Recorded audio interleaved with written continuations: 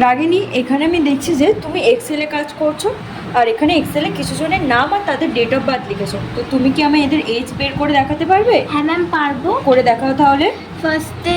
first সেলটা select করে equal int bracket on ইয়ার ফ্র্যাক দিয়ে আবার ব্র্যাকেট অন করে ফার্স্ট সেলের ডেট অফ বার্থটা সিলেক্ট করে কমা টুডে